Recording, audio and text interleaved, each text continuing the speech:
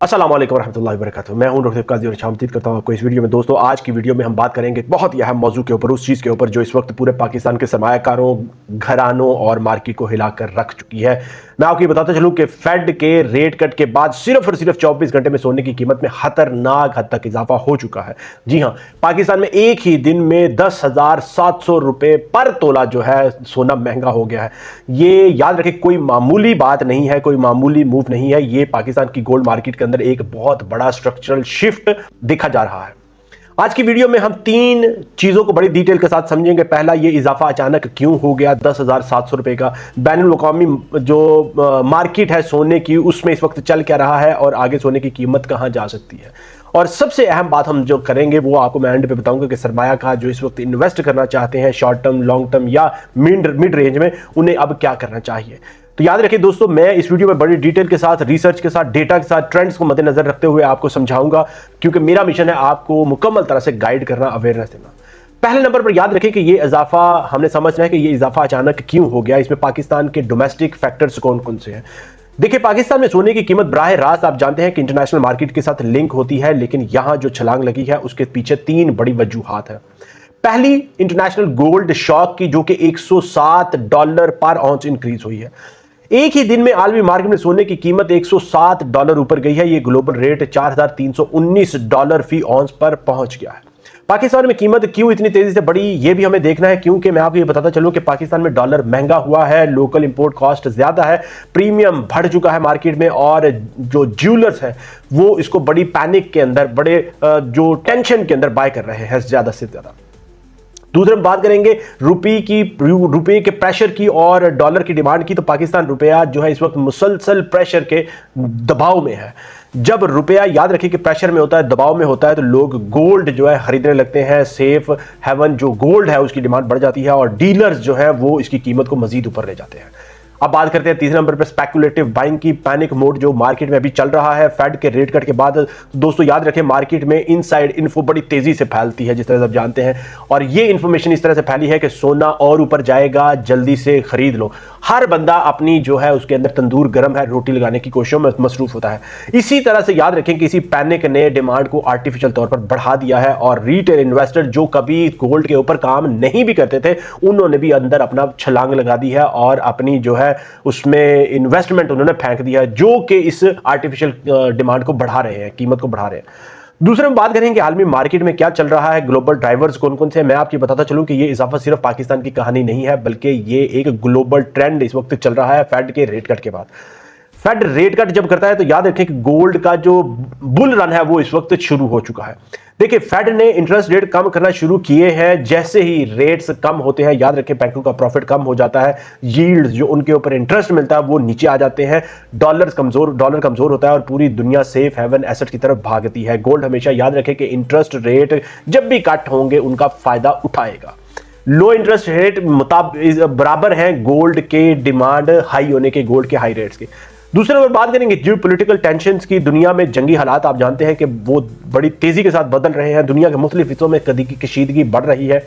मशरक़ वुस्ता हो, अमेरिका चीन टेक्निकल टकराव हो, ट्रेड वॉर हो, यूरोप के मुआशी सुस्त रवि हो, ये सब मामलात याद रखें कि बहुत बड़ा बायस है ग्लोबल इन्वेस्टर्स की जो है गोल्ड की डिमांड की, और उसके साथ साथ ना सिर्फ गोल्ड की बल्कि सिल्वर भी अपना जो है हिस्सा इसमें मुकम्मल तौर पर अदा कर रहा है। ज़्यादा से ज़्यादा लोग सिल्वर के अंदर भी पैसा डाल रहे हैं।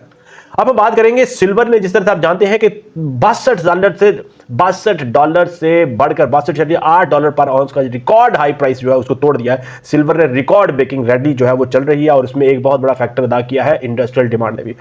सिल्वर ने इस वक्त $62.88 पर आउंस का जो हाई रिकॉर्ड है वो तोड़ दिया है, और इसी के साथ 116% जो है इसमें साल के इस हफ्ते तक अभी तक ग्रोथ हो चुकी है। सिल्वर ऊपर जाती है तो याद रखिए कि गोल्ड भी खुद ब खुद इसको फॉलो करता है। दोनों की मार्केट्स आपस के साथ इंटरलिंक्ड है।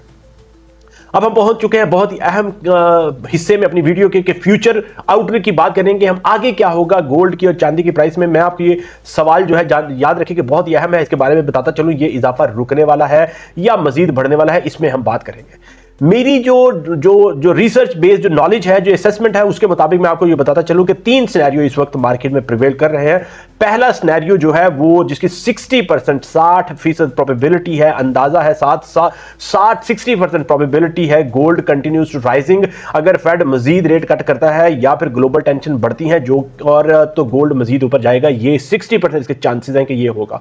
पाकिस्तान में ये आसानी से 4,60,000 से 4,80,000 पर तोला तक भी जा सकता है।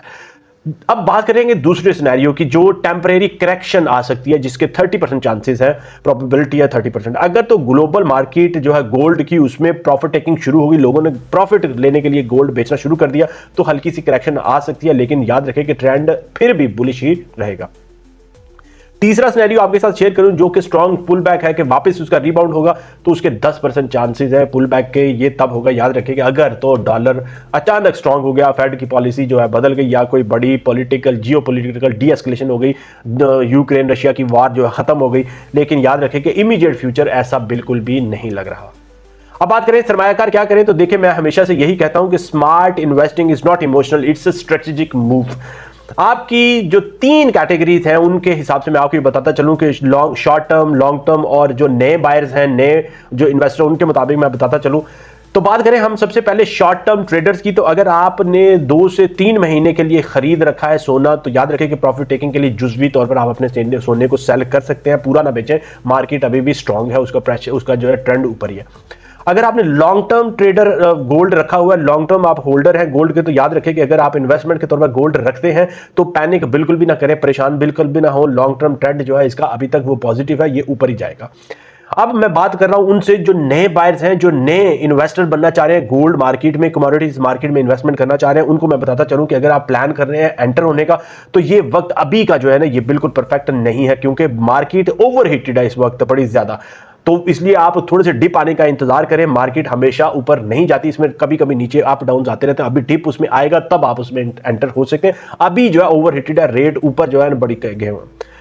दोस्तों आखिर में मैं आपको ये बताता चलूं कि सोने की कीमत में 24 घंटे में इतनी खतरनाक छलांग सिर्फ एक खबर या एक र्यूमर नहीं होती। याद रखें कि ये एक global gold financial crisis, global जो है फाइनेंशियल साइकिल की वजह से होता है। जिस तरह से आप जानते हैं कि फेड ने रेट कट कर दिए, डॉलर वीक हो गया, इंडस्ट्रियल डिमांड बढ़ रही है, जियोपॉलिटिकल टेंशन मौजूद है, पाकिस्तानी रुपया प्रेशर में, ये सब फैक्टर्स मिलकर सोने को नई बुलंदियों की तरफ और साथ साथ चांदी को भी लेके जा रहे हैं। लेकिन याद रख लें, ये बात मैं आपको बताता चलूं कि मार्केट हमें हमेशा वही जीतता है, वही कामयाब होता है जो जज्बात से नहीं, डेटा से फैसले करने जानता है। इसी तरह से जैसे आप जानते हैं कि मेरा मिशन यही है कि मैंने आपको जो पैनिक से महफूज रखना है, आपके लिए राइट टाइम पर राइट इंफॉर्मेशन लेके आनी है, वो इंफॉर्मेशन जो रिसर्च के साथ, डेटा के साथ, ट्रेंड्स के ऊपर बेस्ड हो, ताकि आप अपनी मूव को उसके मुताबिक प्लान कर सकें। इसी तरह से मैं शॉर्ट टर्म, लॉन्ग टर्म और जो मिड टर्म बायर्स है उनको गाइड करता रहता हूं, यही मेरा मिशन है। इसके साथ जो लॉन्ग टर्म है, शॉर्ट टर्म है, उनके साथ साथ जो नए इन्वेस्टर्स मार्केट में आना चाहते हैं उनको भी गाइड करना, यही मेरा मिशन है। इसी यकीन के साथ कि आपके लिए ये वीडियो बहुत ज्यादा बेनिफिशियल होगी, और इसी यकीन के साथ कि आपके ज़हन में अगर कोई सवाल, कोई क्वेश्चन होगा तो आप कमेंट सेक्शन में लिखें, क्योंकि मैं यहां पर मौजूद हूं आपकी गाइडेंस के लिए। इसी यकीन के साथ कि आप वीडियो को लाइक शेयर, चैनल को सब्सक्राइब कर लेंगे, इजाज़त चाहूंगा। अस्सलाम वालेकुम रहमतुल्लाहि व बरकातुहू।